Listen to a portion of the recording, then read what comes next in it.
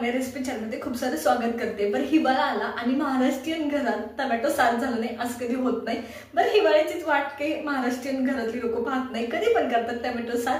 तेच टोमॅटो सार आपण आज करणार आहोत। अगदी खूप सुंदर लागतं वाफळत्या भातासोबत आणि खूप खूप अप्रतिम चव असते साराची।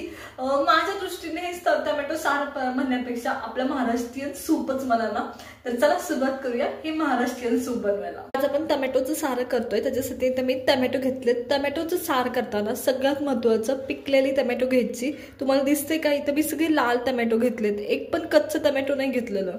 तर चला टोमॅटो कट करून घेऊया। आधी खूप जास्त बारीक कट नाही करायचं, मीडियम एक 4 खाप 8 खाप एवढंच करायचं, खूप बारीक नाही कट करायचं। तर चला कट करून घेऊया आधी।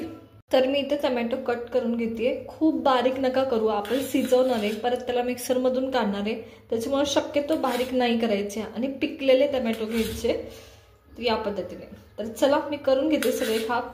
माझे हे टोमॅटो सगळे व्यवस्थित चिरून झालेत आणि पहा मी मोठमोठ्या पुढे केलेत, अशाच करायच्यात, खूप बारीक नाही करायचा। तर आता आपण शिजवून घेणार आहोत, त्याच्यासाठी मी कढईमध्ये सगळे टोमॅटो साईडला काढून घेतले। पुरेसं पाणी टाकायचं याच्यात आणि टोमॅटो आपण शिजवून घेणार आहोत। व्यवस्थित मॅश होण्यापुरतंच शिजवून घ्यायचं, खूप ओव्हर कुक सुद्धा नाही करायचं। तर एकदम बारीक गॅसवर हे टोमॅटो मी शिजवून घेतेय। तर चला वाट पाहूया। तर हे माझे टोमॅटो शिजून झाले आणि एकदम व्यवस्थित झाले। आता हे साईडला काढायचं, गरम गरम काहीच उद्योग करायचं नाही, अंगावर येतं ते। तर हे साईडला काढून घ्यायचं व्यवस्थित। तर चला काढून घेऊया। टोमॅटो साईडला काढून घेतलेत, आता आपण सार बनवायला सुरुवात करतोय। तर इथं मी मिक्सरचं भांडं घेतलंय, त्याच्यात मी धने टाकते, हे भाजले नाही साधे धने।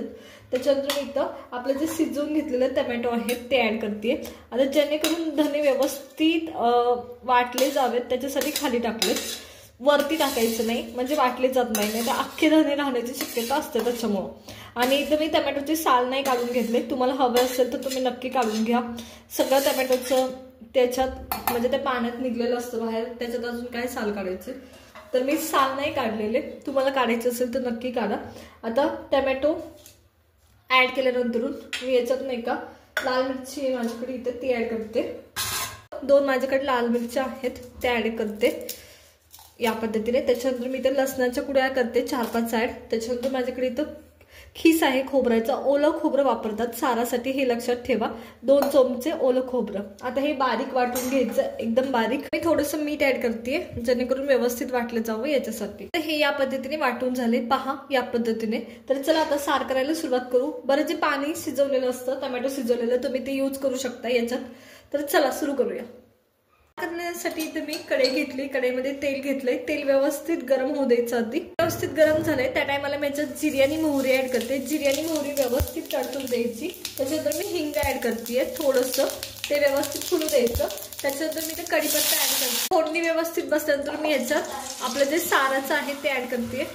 साराची सगळी पेस्ट ऍड केली आहे, थोडंसं पाणी टाकलंय आणि ते सुद्धा ऍड करते। आता व्यवस्थित बारीक गॅसवर हे आपल्याला उकळी आणून घ्यायची आहे साराला, पाणी ऍडजस्ट करून। तर मी इथं माझं मगाचंच टोमॅटोतलं पाणी होतं ते ऍड करते आणि योग्य त्या थिकनेसमध्ये आपण सार केलाय। हा तर आपल्या ह्या साराला व्यवस्थित उकळी आली आणि हे सार आपलं तयार आहे। तर पहा व्यवस्थित झालं, एकदम साईडला काढून घेणार आहोत।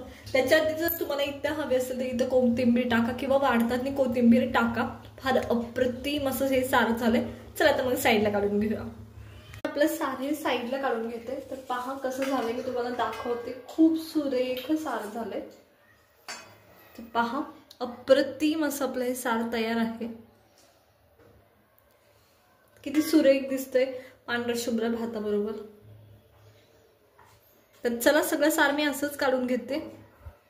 तयार आहे थंडीसाठी स्पेशल असं हे टोमॅटोचं सार। पहा अप्रतिम झालंय, गरमागरम सार आणि भात अप्रतिम लागतोय।